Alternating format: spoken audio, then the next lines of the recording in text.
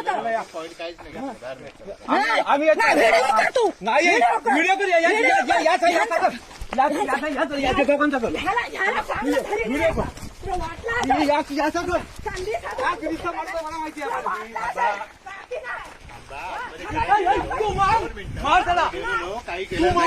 तुम्हाला सांगितलं होता ना तुला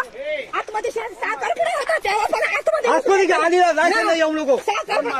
आम्ही घरात नाही तर संधी साधून आतमध्ये शिरता का तुम्ही आम्ही नाही घरात नाही आतमध्ये येऊ नको आम्ही हाताने गेलो